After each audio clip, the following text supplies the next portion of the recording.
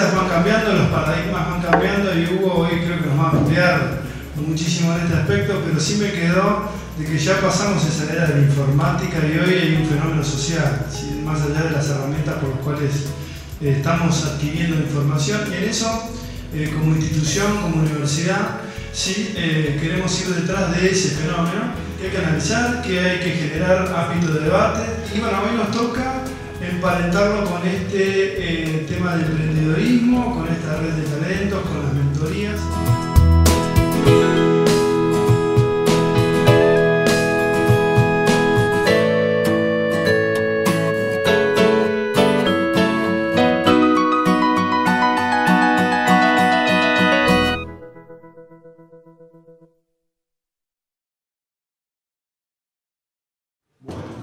El título de la conferencia es Actitud Emprendedora.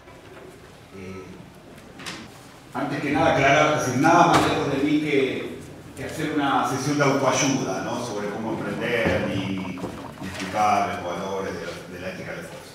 Es decir, lo que quiero es analizar juntos 10 variables, lo que yo llamo lecciones de cultura digital. O sea, lo que ha pasado en estos últimos 30 años, si empezamos en los años 80, con el tema de Internet, es un cambio de paradigma total. ¿Sí? Se han quebrado un montón de industrias, han nacido un montón de otras industrias, todo el ecosistema de la comunicación, todo el ecosistema de la gestión del conocimiento está en crisis.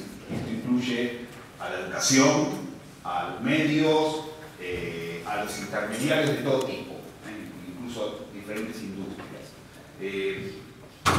Y lo que ha pasado es, un poco lo que yo planteo en el libro, el Opportunity Valley, que de paso comento que se puede descargar en la red de manera gratuita, en la URL opportunitywalley.net.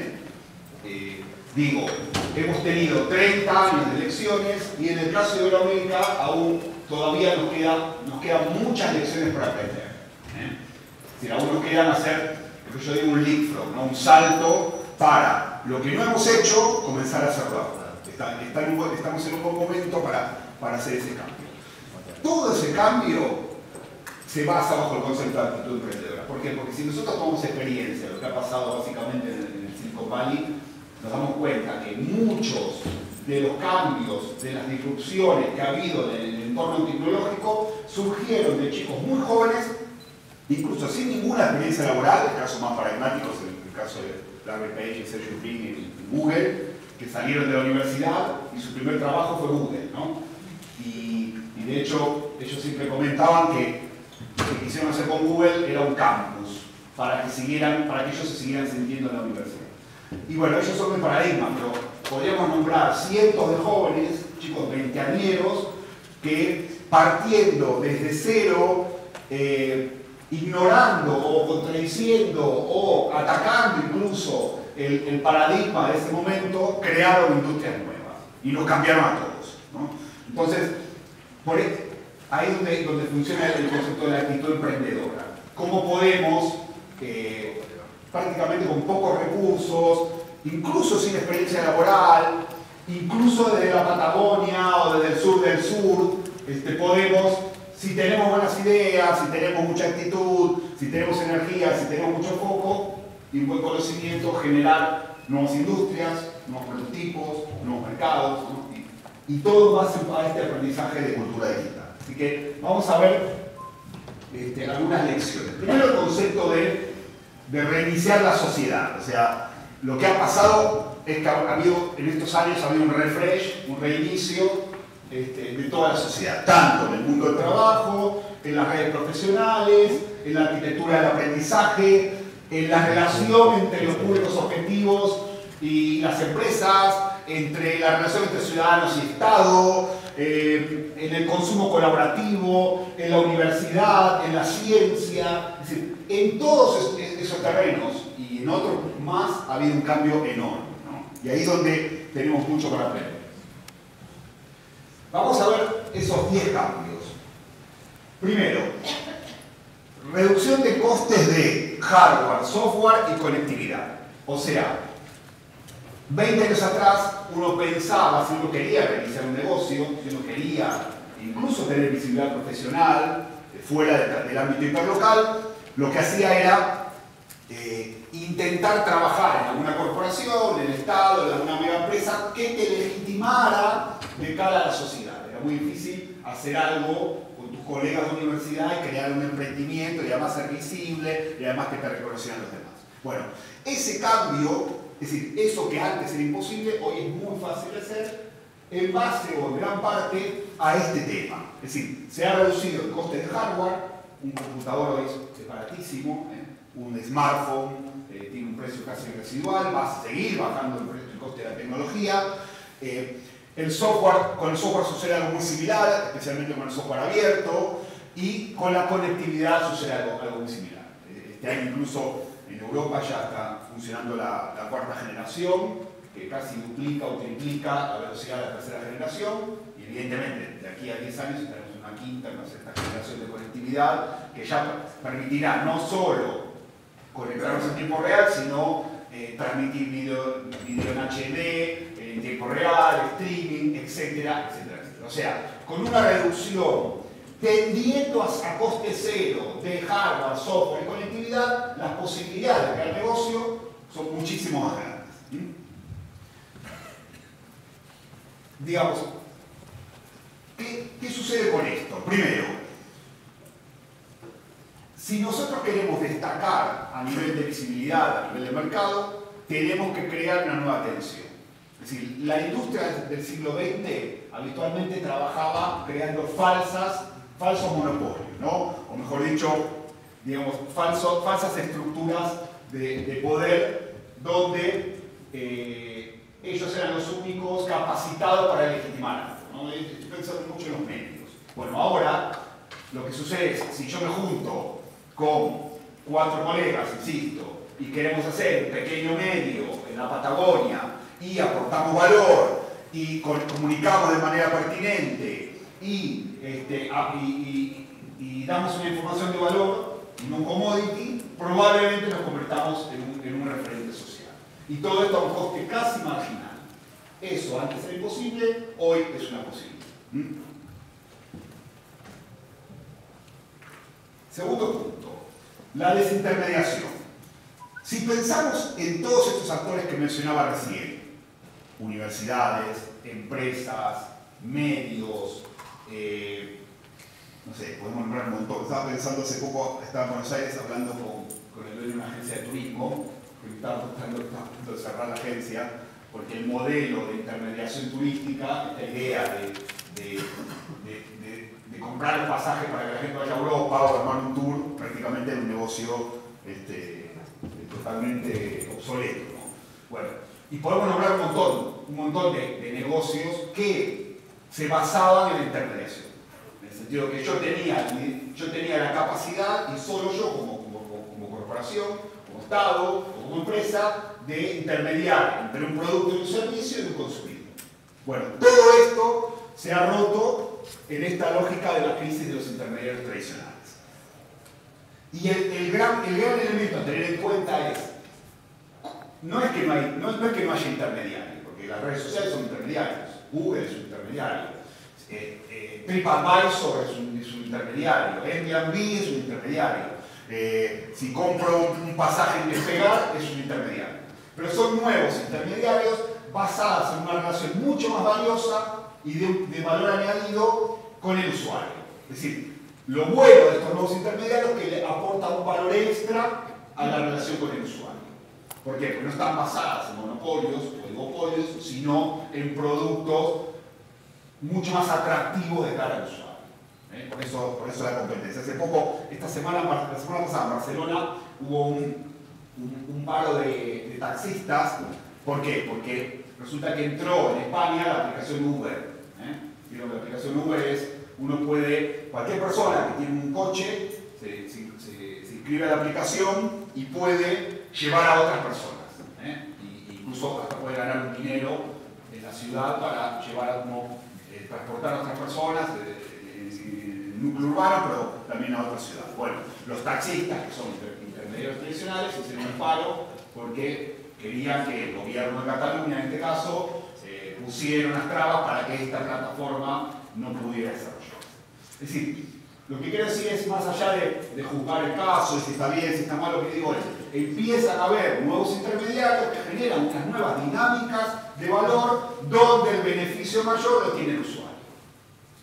Y estas nuevas dinámicas están basadas en la desintermediación, en la creación de valor añadido y rompiendo monopolios o oligopolios preestablecidos.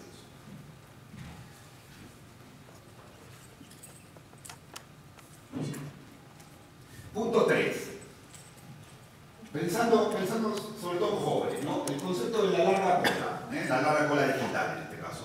Bueno, el concepto de larga cola viene de Chris Anderson, un libro famoso que se llamó The Long Tail. La idea era, había mercados tradicionales, las grandes corporaciones, que trabajaban en un pequeño nicho de mercado donde necesitaban muchos recursos y captaban mercado global. Bueno, en la economía digital existe una larga cola enorme de pequeños nichos de mercado con una gran expansión.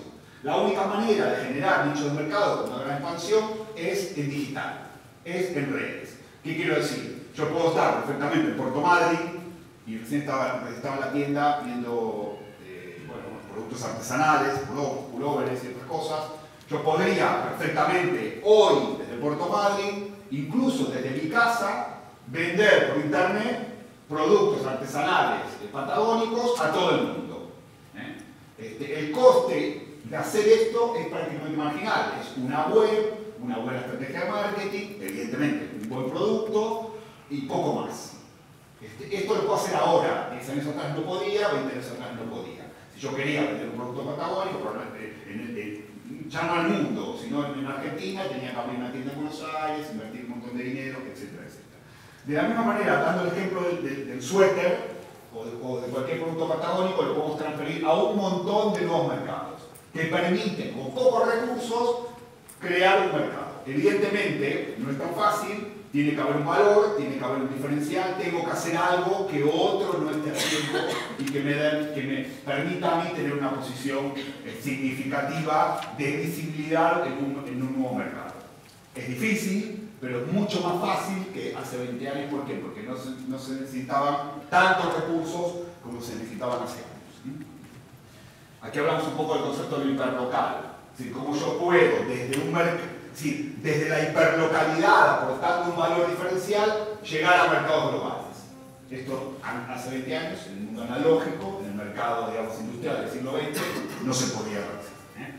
¿Cómo hago para entrar a unos tips como para entrar desde lo hiperlocal a un mercado global? Bueno, probablemente esto que se menciona aquí, ¿no? Hibridar. Hibridar significa con una cáscara de naranja crear otro producto. Es decir, buscar la zona de frontera de la innovación y mezclarlas, juntar elementos que a priori no se juntan. Estaba pensando, veía la naranja y estaba hablando de Ferran Adrià y del Bulli, del restaurante que está en Barcelona, y pensaba eso, ¿sí? ¿Por qué Ferran Adrià se hizo tan famoso? Bueno, porque hizo hibridó. Resulta que mezcló salado con dulce, mezcló productos etéreos con líquido, mezcló un montón de elementos que a priori uno pensaba que no eran gastronomía, y convirtió una gastronomía molecular totalmente distinta. Bueno, la hibridación es un elemento para innovar y para crear nuevos mercados. Otro elemento es la adaptación evolutiva. Es decir, intentar desde un campo todavía no experimentado o no probado, avanzar hacia lo que se llama posibles adyacentes. Generar nuevos espacios de mercado que me permitan a mí crear posibilidades que a priori no están previstas. Y esto es una de las cosas más interesantes de la innovación. Así como yo puedo empezar con una posibilidad de mercado y, si voy innovando, voy hibridando, generar nuevos mercados o nuevas posibilidades que a priori, en el origen de mi idea, no estaban previstas. Y este es un poco el concepto de lo posible adyacentes. Y por último también, una frase que pude decir con Mario, ¿no? Equivocarse rápido, mucho y barato. O sea, no hay forma de innovar si no me equivoco, porque en el ensayo de errores es donde yo empiezo a entender dónde está el mercado y donde el usuario del mercado, o el ciudadano, o el consumidor me va a marcar a mí lo que se se llaman adaptadores tempranos, me van a marcar a mí si lo que estoy haciendo es correcto, es atractivo, es sexy o no lo es, ¿no? Entonces es equivocarme mucho, me tengo que equivocar rápido, porque tengo que tener la capacidad inmediatamente de cambiar, y me tengo que equivocar barato. Es decir, si yo para equivocar tengo que gastar $1 millón, pero lo podré, o $100.000, lo podré hacer una vez, pero ya no me podré equivocar más, ¿no? Entonces, en esta lógica de la actitud emprendedora, equivocarse mucho, rápido y barato es parte del paradigma. Lo tengo que hacer siempre. Y para hacer eso, la cuestión es probar, y probar, y probar, y probar. Punto 4. Hay un mercado que hoy estamos conversando, que todavía no, sobre todo en América Latina e incluso en Argentina, es un mercado casi virgen. Yo le llamo el mercado de la usabilidad. Es decir, el mercado basado en ahorro de tiempo en transacciones. Estoy pensando en el Estado, pero no solo en el Estado. Es decir, cómo empezar a entender que el menos es más. La cultura digital nos ha permitido eso. Fíjense que cuando uno ve que nuestros padres, ¿no?, utilizan redes sociales como Facebook, o Skype, o WhatsApp, ahora, vemos que el gran desafío de estas plataformas ha sido que son plataformas for dummies, para tontos. O sea, cualquiera lo puede utilizar. Y esta cosa que parece, digamos, que uno no percibe, tiene que ver con un montón de ingenieros muy expertos, doctores del MIT, trabajando para que la plataforma sea invisible y para que el menos sea más. Y por eso tiene tanto éxito. Estas plataformas tienen mucho éxito porque son muy fáciles de utilizar. Prácticamente son interfaces invisibles, uno no percibe la interfaz. Navega en un entorno casi invisible, incluso hasta muy intuitivo. Bueno, esto que en las redes sociales es un éxito enorme, si lo llevamos al mundo analógico, no sucede. Si lo llevamos a la dinámica del día a día, no sucede. Si lo llevamos a analizar cómo funciona el transporte público en grandes ciudades, no sucede. Si queremos pagar impuestos, tampoco. Es decir, podríamos dar un montón de ejemplos donde las transacciones son complicadas, son lentas, son antieconómicas, etc. Bueno, aquí hay todo un mercado de posibilidades. Jugar con la usabilidad. Y yo digo que en realidad es aprender de lo digital, aprender de la experiencia, de la usabilidad digital, de hacer las cosas a un solo clic, y llevar esa idea de hacer las cosas a un solo clic al entorno analógico, donde normalmente no hacemos las cosas a un solo clic, sino las hacemos a 20 clics, ¿no? Es decir, cómo empezar a enseñar y a prototipar y a generar ideas donde los algoritmos de procesos, paso 1, paso 2, paso 3, se vayan reduciendo a pasos cada vez menos. Esto es un mercado, y es un mercado que cada vez se está haciendo más. Estaba pensando también en el caso de Bixi, del sistema de bicicletas públicas en Barcelona, el caso de Uber que mencioné recién, el caso de Airbnb cuando yo quiero alquilar un departamento para irme de vacaciones. Podría dar un montón de ejemplos donde la usabilidad es el éxito de la plataforma. Y entonces cuando pensamos en hiperlocal, cuando pensamos en local y cuando pensamos en analógico, nos damos cuenta que la usabilidad no es una variable que se tenga demasiado en cuenta. Es decir, gastamos mucho tiempo en hacer las cosas. Cuando algún emprendedor nos proponga hacer algo en menos tiempo, ahí hay un valor, ahí hay un mercado. Y me parece que es algo interesante de explotar. Especialmente en tres aspectos. Ya hablé de la usabilidad, el segundo aspecto es la transparencia. Hace poco salió una portada de la revista Wired, que es la principal revista de tecnología del mundo, donde la portada de la revista era transparencia radical. Y daba 5 o 6 ejemplos de empresas donde su política en relación a los usuarios no solo era la transparencia, sino que era una transparencia radical. Y eso implicaba que el usuario entendiera y conociera a fondo todo el proceso de la empresa, incluso cuál era, es decir, en qué ganaba dinero o cómo gano dinero en la transacción contigo. Daba el ejemplo de una inmobiliaria de Nueva York, una inmobiliaria online, que le explicaba al usuario en qué ganaba dinero. Y me parece interesante este ejemplo porque una de los ecosistemas más, digamos, monopólicos y menos transparentes es el real estate, ¿no? El mundo inmobiliario. O sea, en realidad, ¿con qué juegan? Es decir, ¿cuál es el poder de las inmobiliarias? Saber que tienen 20 departamentos y que solo ellos saben cuánto valen, dónde están y solo ellos te lo van a mostrar, ¿no? O sea, ese es el negocio.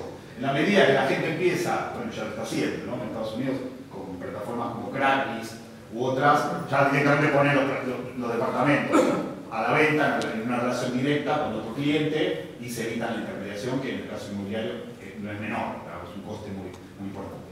Entonces, esta inmobiliaria generó una política de transparencia radical, diciendo al usuario: mira, yo te voy a vender esto, pero tengo 30 ofertas, te las voy a dar antes de hacer negocio contigo, te voy a decir cuánto voy a ganar, te voy a decir cuánto ganan los demás, te voy a mostrar mi negocio a fondo. Esto, imagínense si tuviéramos esta dinámica de la transparencia radical, por ejemplo, en la administración pública. Que vamos hacia algo así, pero en América Latina va muy lento. Hay un libro muy bueno que acaba de salir del ex alcalde de San Francisco, Gavin Newsom, que se llama Citizenship, y muestra la gestión que él hizo, muy exitosa en San Francisco, hacia una dinámica de transparencia. Por ejemplo, con el tema del presupuesto colaborativo, con la creación de plataformas o de apps que permitan que el vecino, el ciudadano de San Francisco, vote en tiempo real cuestiones del día a día de la ciudad, a nivel de semáforos, etcétera, etcétera. Bueno, y algunos ejemplos más. Es decir, aquí hay un mercado casi virgen en generar o diseñar mecanismos de transparencia radical o no, ya con que sea transparencia ya avanzamos mucho. Usabilidad, etcétera, etcétera, en la relación entre el ciudadano y el Estado. Y por último, el tema de la empatía con el usuario. Yo trabajo, como comentaba Diana, en temas de design thinking, de pensamiento de diseño, y una de las cosas que hacemos es analizar algoritmos de proceso, ¿no? Esto significa, bueno, por ejemplo, yo llego al aeropuerto, ¿no? Llego al aeroparque en Buenos Aires y necesito llegar hasta el check-in y subirme al avión. Bueno, es decir, ¿cómo hago para, entre que me bajo el taxi en el aeropuerto y me subo al avión, hacer toda la menor cantidad de clics posibles? Y uno es muy obsesivo, porque como me dedico a esto, siempre veo todos los pasos innecesarios que te obligan a hacer y que te hacen perder tiempo y que se podrían hacer de una manera mucho mejor. Bueno, ahí hay un mercado enorme, de cómo generar el espacio, cómo aprender del mundo digital, llevarlo al entorno analógico y mejorar los procesos. Básicamente con la empatía con el usuario. El usuario es el rey. Y muy pocas veces el usuario es el rey. O el ciudadano es el rey, o el cliente es el rey. ¿Cómo hacemos para empezar a diseñar procesos donde el usuario esté en el centro del diseño del proceso? Y esto también, una cosa que parece lógica, pero que pocas veces resulta. Y viene del aprendizaje de 30 años de cultura digital. Punto 5. ¿Qué nos está pasando hoy con la cultura digital? Hay dos elementos que van en paralelo, ¿no? Por un lado, la rápida aceleración tecnológica.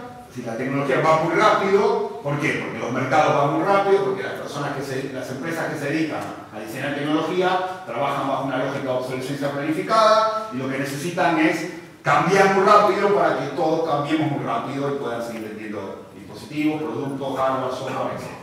Pero mientras eso sucede, mientras la rápida aceleración tecnológica sucede, hay una lenta evolución cognitiva.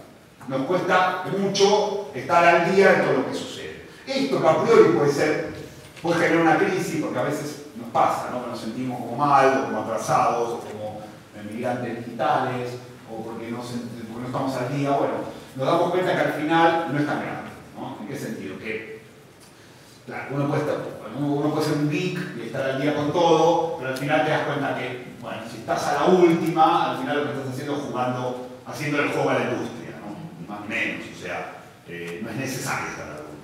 Evidentemente sí que tiene que estar conectado, tiene que estar mínimamente digitalizado, pero no es necesario saber cuál es la última plataforma que se usa para... Es decir, y muchas veces pasa que estamos un poco obsesionados con eso y no nos damos cuenta de una cosa de sentido común que es imposible tener una adaptación cognitiva, es imposible aprender al ritmo de la evolución tecnológica.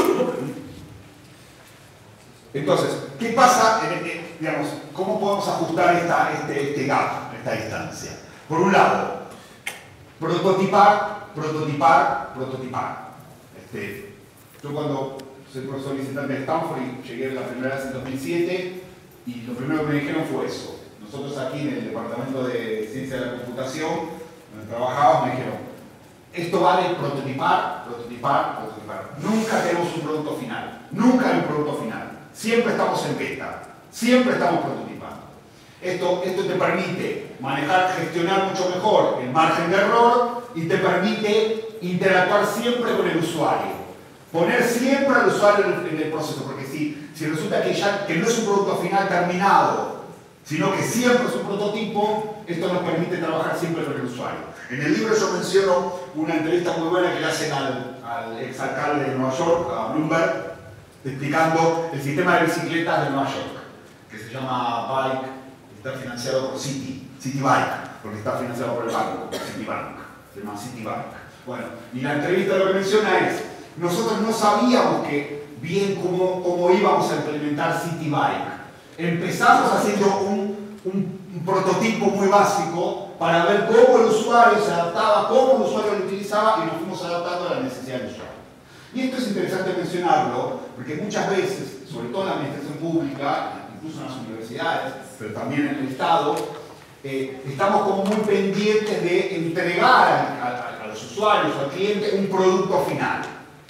Entonces, hasta que no desarrollamos un producto final y que nos lleva 3 años de desarrollo, no somos valientes, digamos, de presentar el prototipo que aún falta desarrollo.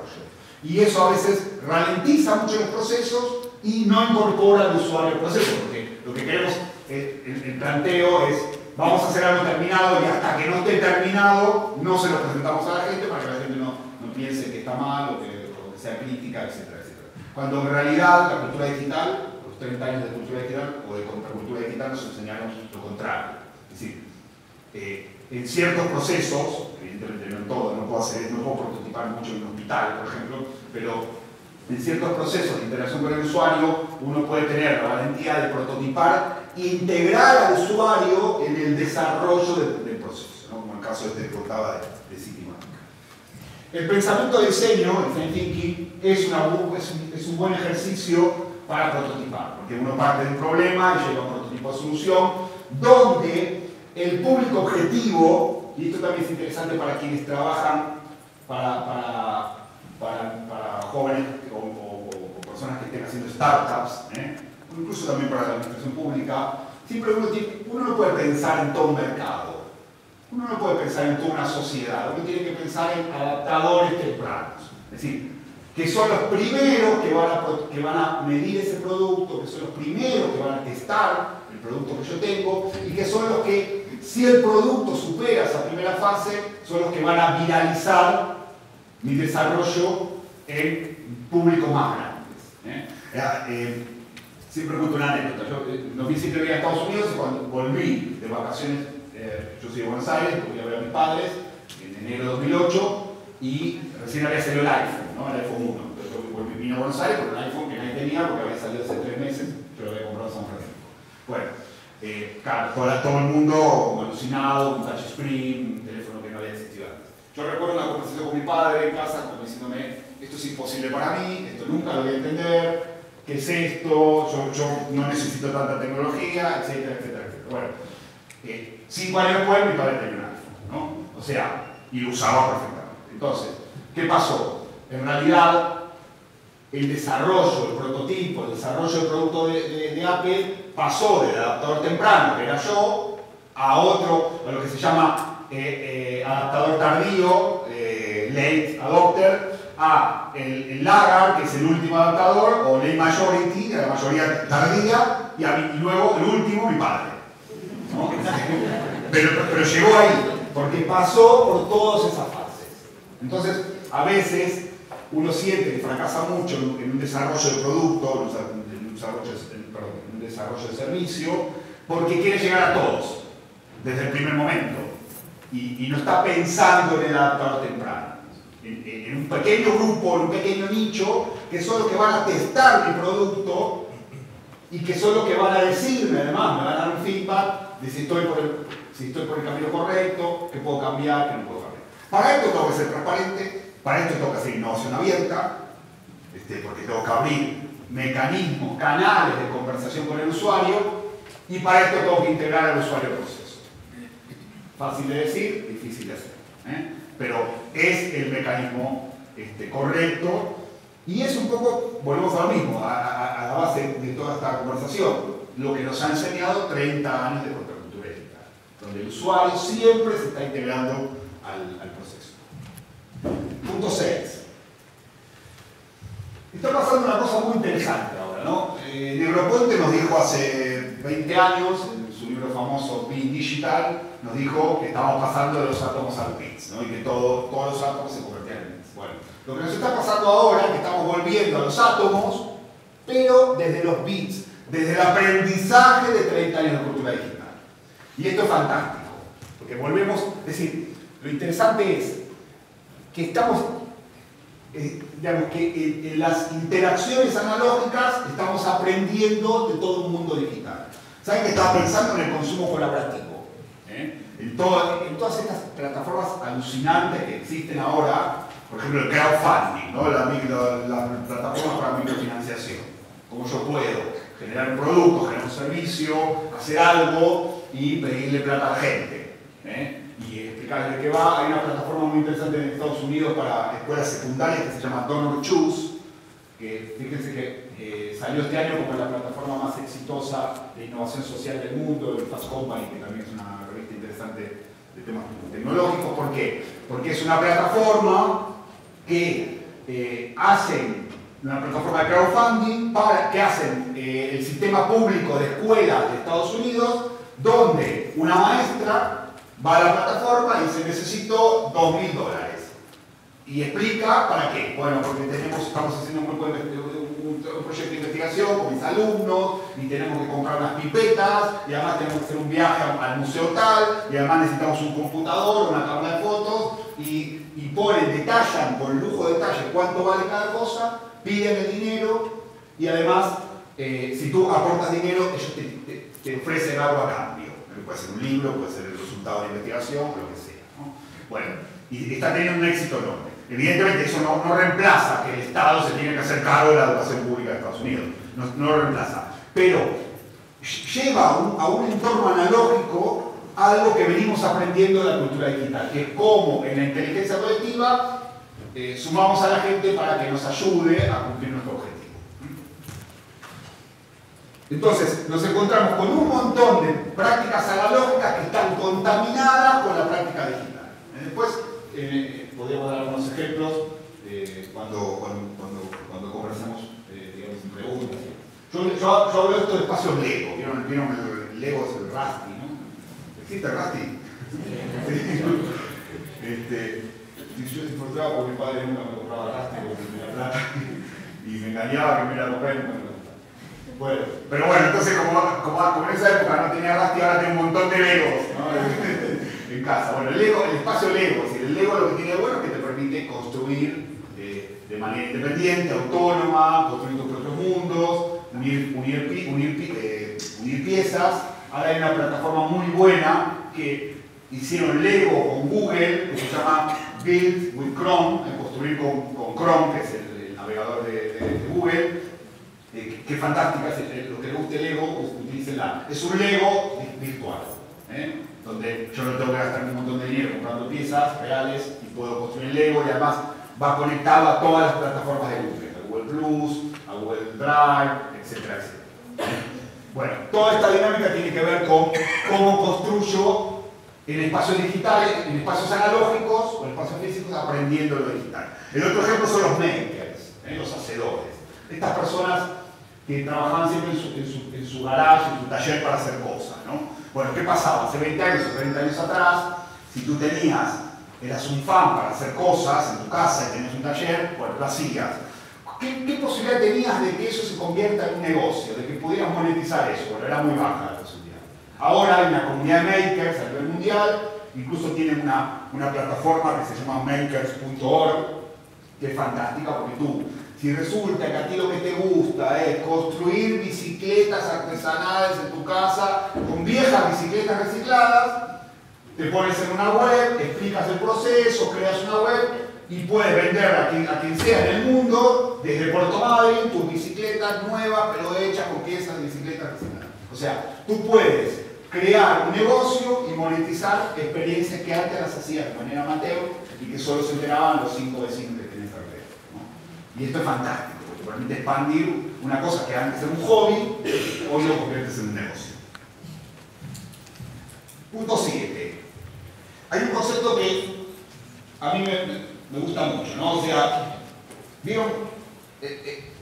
Digamos, en la educación, sobre todo en la educación, si uno, es decir, en el mundo analógico del siglo XX, el más inteligente del aula era el profesor. ¿Okay? Entonces, cuando el profesor no venía, no había clases. Eso lo vivimos todos, incluso en la universidad. Hoy lo ven el profe, va todos al patio a tontear. O sea, ¿por qué? Porque como el más inteligente del aula era el profesor, toda la interacción se basaba en el liderazgo del profesor. Bueno, en el mundo digital esto no es así. O mejor dicho, el más inteligente del aula es el aula. Es la red. El más inteligente de un ecosistema no es nunca una persona, sino que es la red. Y esto es lo fascinante de la sociedad digital. Es decir, que la red es la que tiene el poder, ¿no? Ya te hablamos un poco de dos conceptos. Por un lado, comunidades instantáneas de práctica, que quiere decir, yo no me junto más para ad eternum con un grupo. Es decir, me junto con un grupo para cumplir un objetivo. Cuando el objetivo se cumple, el grupo se dispersa y me junto con otro grupo. Es decir, son comunidades de práctica instantáneas para cumplir ciertos objetivos. Y por eso, incluso eso está pasando una cosa interesante en la política, está pasando eso también, ¿no? O sea, cómo empiezan los jóvenes a interactuar en política fuera de las estructuras partidarias, porque ven que son obsoletas, que son comunidades a las que uno tiene que entrar a poquito, son muy verticales, y no tienen que ver con la lógica digital. Entonces lo que hago es, por ejemplo, el movimiento 15M en España, ¿no? o el Ocupa Wall Street, podría nombrar un montón de ejemplos. Es decir, se juntan, cumplen un objetivo, y una vez que el objetivo está cumplido, se dispersan. Y se vuelven a juntar, y se dispersan, y se vuelven a juntar. Hace poco estaba en San Pablo, justo cuando explotó ante el Mundial, casi un año antes del Mundial, en San Pablo explotó este movimiento ciudadano que empezó por el tema del aumento del boleto, empezó con eso, pero luego se convirtió en un movimiento muy grande. Y lo que decían los medios, y esto era lo interesante, es que este movimiento no tenía líder, no tenía una cara visible, no había un político detrás, no había un sindicalista, no había líder. Era una comunidad instantánea de práctica diseñada de manera orgánica y no había líder. Entonces, claro, como no había líder, no tenía a quién atacar, ¿no? Si no tenían por dónde darle, porque no había un líder, no era vertical, no era esto. Porque cuando tengo esto, yo ataco de arriba y todo lo abajo se desarma. Esto era horizontal. Bueno, esto se da todo el tiempo y tiene que ver con liderazgos adaptables. En un grupo X, yo puedo, en una comunidad instantánea de práctica, yo puedo ser el líder porque tengo mayores virtudes que otras personas para cumplir esos objetivos. Pero una vez cumplido el objetivo, yo puedo pasar a otro grupo y ser uno más, y el líder es otro. Esto, en el mundo, en el siglo XX, esto es raro de ver. El líder siempre es el líder, y el soldado siempre es el soldado. Bueno, aquí funciona diferente. Es decir, pensar dinámica de liderazgos adaptables. Muy típicas de la red, muy propias del mundo digital y no tan propias del mundo analógico. Esto me parece interesante mencionar también. Fíjense que si uno analiza el mundo laboral del siglo XX, bueno, y el de hoy también, ¿no? Pero no tanto en el mundo digital, la lealtad profesional normalmente está dada al jefe. Si uno es muy leal al jefe. La lealtad profesional va toda la energía de la lealtad profesional va al jefe. Bueno, en el mundo digital, la lealtad profesional va a la red. Porque la que me legitima, el que me legitima no es tanto mi jefe, que puede ser transitorio, sobre todo ahora en esta economía líquida, en este mundo líquido que vivimos, sino que el que me legitima es mi red. Hay una legitimación horizontal donde la red es la que me legitima, me da poder y determina que yo tengo un valor determinado para liderar algo o para cumplir una tarea. Entonces, para los que nos movemos en el mundo digital, uno está más pendiente de ser legitimado por la red que de ser legitimado por un jefe. Y esto implica una estrategia diferencial de visibilidad en red. Después hay un capítulo del libro que habla mucho de esto. Sí, hay un texto muy bueno del dueño de LinkedIn, de Ray Hoffman, que se llama The Startup of You, el negocio de tú mismo. ¿Sí? Cómo tú tienes que empezar, es un libro muy bueno, se lo recomiendo.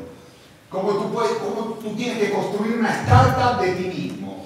Y eso significa construir un valor añadido de ti mismo, ser visible, aportar valor a la red, cuidar tu imagen, juntarte en red con las personas que te interesan. Si las personas están por encima de tu capacidad o por encima de tu currículum, tienes que aportar y no pedir. Si las personas están por abajo, entonces puedes pedir. Tener esta capacidad de construir en red y estar siempre pendiente de dar a la red, porque la red te integra. Sobre todo, a mí me pasa mucho con estudiantes de universidad, ¿no? Que constantemente recibo mails y me dicen, profesor Pardo, mire, le vamos a hacer una entrevista y sin siquiera esperar que le diga que sí, te mandan 10 preguntas, ¿no? Yo ni respondo el correo. ¿Por qué? Porque me parece, primero, además me parece respetuoso, porque ni me conocen y ya me están dando tarea. Segundo, porque cuando a ti te interesa formar parte de una red, porque esa red te representa, porque esa red te identifica, o porque profesionalmente tú quieres llegar ahí, tu objetivo es llegar ahí, lo que tienes que hacer es hacerte visible en esa red. Y tú no te vas a hacer visible en esa red pidiendo trabajo, diciéndole a los demás que te hagan la tarea. Tú te harás visible en esa red, aportándole a la red algún valor diferencial. Y aquí está esto que hablaba de la lealtad profesional horizontal basada en la red. Punto 8. Vamos a hablar un poco de educación. La arquitectura del aprendizaje.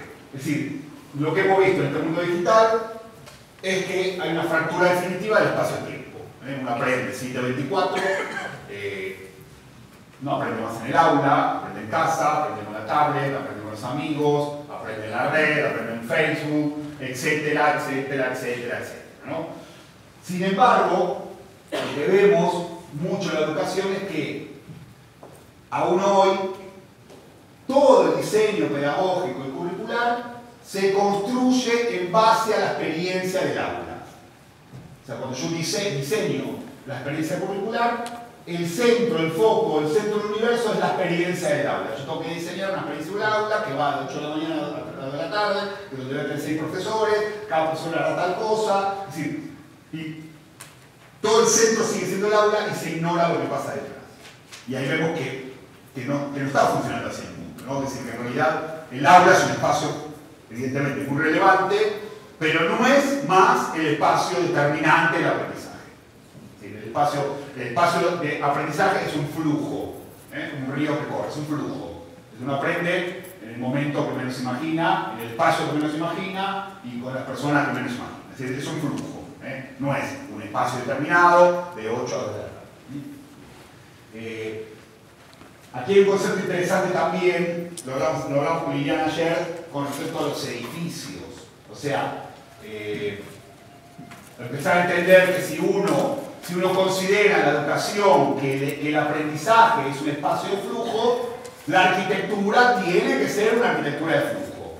Y esto significa construir laboratorios y no aulas, quitar paredes, es decir, empezar a construir espacios dinámicos donde se puedan rediseñar o rearmar en función del objetivo pedagógico o de lo que tengan que hacer. Es decir, hacer que los edificios también aprendan.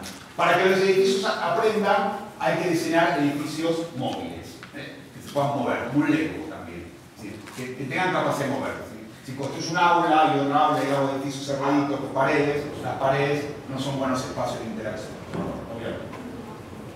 Y un último elemento, la pedagogía entre pares. Es decir, cómo cada vez más el docente deja de ser un divulgador y se convierte en un mentor. Y en el rol de mentor lo que hace es colaborar para que haya sinapsis entre las personas, entre los pares. Es decir, ya no me pongo en el lugar del saber y yo le enseño al alumno, sino genero mecanismos, formas, estrategias pedagógicas para que entre ellos, para que entre los pares haya sinapsis. Punto 9. Yo le llamo, hablando un poco de las redes sociales, yo le llamo la ley del like. Es decir, yo recuerdo siempre, también lo cuento mucho, en 2006 sacamos con Cristóbal Cobos, un investigador de Oxford, un chico chileno, un socio nuestro con Outliers, sacamos un libro que se llamaba Planeta Web 2.0, Inteligencia Colectiva o Medio de Fast Food. Fue el primer libro que se publicó en español sobre el tema del Web 2.0. Yo estaba en Estados Unidos y estaba todo el día escuchando Web 2.0, Web 2.0, todo el tiempo con ese concepto que recién había salido. Entonces me escribí a Cristóbal y dije, mira, vamos a sacar un libro ya sobre el tema del Web 2.0 porque todo el mundo va a terminar hablando de esto y apurémonos antes que lo saque otro. Bueno, sacamos el libro, tuvo bastante éxito, se leyó mucho y demás. En ese momento yo recuerdo cuando uno iba a presentar el libro en situaciones como esta, pero no una, me pasó un montón de veces que cuando uno hablaba de las redes sociales, Facebook recién salía, Twitter todavía no existía, hablamos en esa época de MySpace, etcétera, etcétera, siempre había alguien del público, siempre, pero siempre era calcado cada situación, que levantaba la mano y decía, la gente se va a hartar de subir fotos de gatitos, novias e hijos, ¿no? Más o menos el argumento era ese. Es decir, esta idea de que la gente se va a hartar de eso. No solo que la gente no se hartó de eso, sino que la multiplicación de imágenes de gatos, mascotas, hijos, parejas, amigos, etcétera, etcétera, etcétera, etcétera, se ha multiplicado hasta el hartazgo y ahora salió los selfies, ¿no? Y lo que quiero decir es, esto va a ir a mucho más, va a ir a muchísimo más, porque las personas lo que queremos es comunicarnos y le queremos contar al mundo, compramos un gato persa y divino y nos fascina, nos fascina que el mundo sepa. Yo ahora estoy esperando que Diana me lleve el domingo a ver las ballenas y cuando vea la ballena subir voy a sacar mi super foto y sin esperar ver a la ballena voy a no la voy a ver, pero voy a subir la foto a Instagram, donde sea. O sea, tenemos una necesidad enorme de comunicarnos. Si las plataformas, si las organizaciones, si la administración pública no facilita plataformas usables, simples, interactivas, sencillas y gratis, es decir, toda esta interacción se va a potenciar muchísimo, muchísimo más. Muchísimo más. Entonces, la clave ¿cuál es? Empezar a entender que esto no es una moda, esto vino para quedarse, que las personas van a comunicar cada vez más. Tenemos un problema que empieza a ser el tema de la privacidad, que hay que trabajar. Yo les recomiendo que el epílogo del libro, porque habla del problema que empieza a haber con la privacidad, sobre todo en los adolescentes, esta falta de conciencia de lo que puedo comunicar y lo que no debo comunicar. Pero al margen de estos problemas que seguramente tienen que ver con un aprendizaje que hoy no existe, que hay cosas que no las puedo comunicar, va a ir a mucho más. Y va a ir a mucho más multiplicado con elementos como el Big Data, como el Internet de las Cosas. Es decir, todos los objetos van a estar, todos los objetos tendrán un GPS y tendrán conexión Wi-Fi, los objetos de la casa. Fíjense que ahora, por ejemplo, Google compró este año Nest, que Nest es una empresa que hace termostatos para la casa. Pero los hace digitales, mide la temperatura de la casa, entonces cuando tú llegas ya la casa ya sabe, la casa aprende a cuánto te gusta a ti poner el aire acondicionado, etcétera, etcétera. Es decir, Google está viendo que hay un mercado enorme que tiene que ver con el Internet de las cosas vinculados a los objetos de la casa. Es decir, que además interactúan entre sí sin intervención humana. El tema de la geolocalización. Y otro elemento que va a ir a más, que todavía es un poco virgen, pero que yo creo que va a crecer muchísimo en la próxima década, que es la huella digital.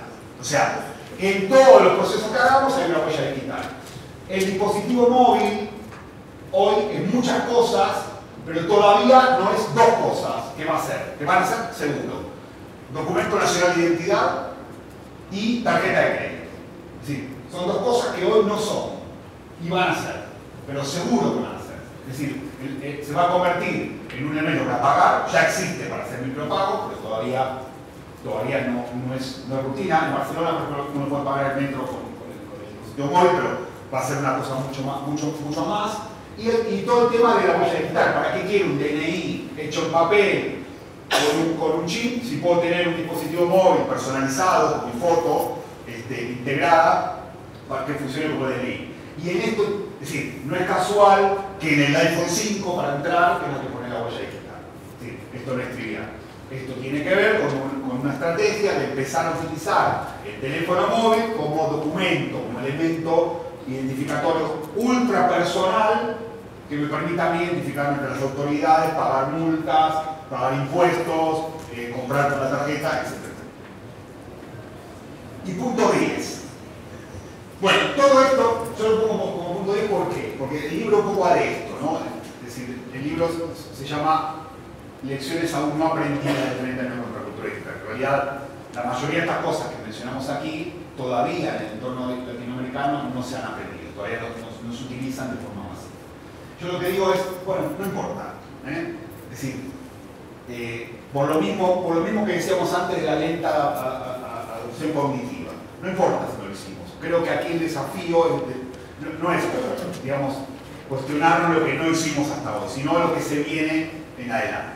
Y ahí sí donde podemos hacer un salto, un leapfrog, ¿no? Un salto de rana. Es decir, empezar a hacer cosas que no hemos llegado a hacer ahora, pero que pueden funcionar en el futuro mediante de otra manera. Estaba pensando en el caso de los teléfonos móviles en África, por ejemplo, ¿no? O sea, cuando empezó a surgir la telefonía móvil en África, todavía los estados africanos, las corporaciones africanas no tenían ni siquiera constituida la red física telefónica. En un momento dijeron, basta para la red física telefónica, no la necesitamos más, pasemos directamente a hacer el salto de la telefonía móvil, ¿no?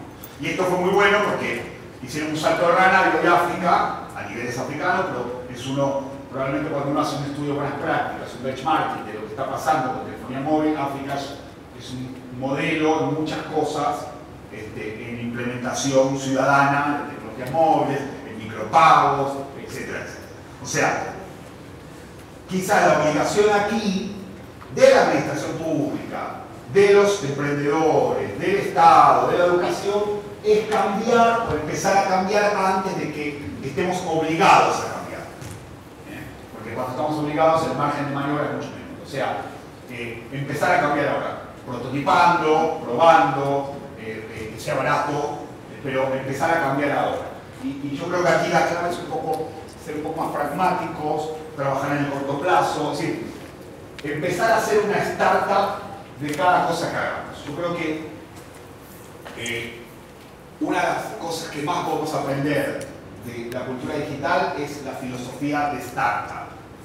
Es decir, empezar a crear productos, prototipos o llevar a la práctica ideas de manera muy rápida en el mercado y testeando con el usuario y a bajo coste. Es decir, si hace poco estamos trabajando en una gran corporación de Barcelona y nos decían, bueno, ¿cómo hacemos para generar innovación continua o innovación disruptiva en una mega organización? Bueno, la clave es convertir esa organización en una startup. Hace poco también leía, esto yo lo comenté porque leí una entrevista también a Larry Page de Google y cuando le preguntaron, una entrevista de este año, le preguntaron, bueno, ¿cuál es el próximo desafío de Google? Y no habló ni de los Google Glasses, ni del buscador, ni del proyecto Loom para Wi-Fi satelital. Dijo, el desafío de Google es volver a ser una startup, porque nos hemos convertido en una mega corporación y hemos perdido esta cosa fuerte, de interactiva, de energía que tiene una pequeña empresa hecha por gente joven, universitaria, que tiene todo por perder, pero a la vez todo por ganar, o mejor dicho, que tiene nada por perder y todo por ganar, y que está todo el tiempo pensando en innovación. Esto es una startup. Y yo creo que aquí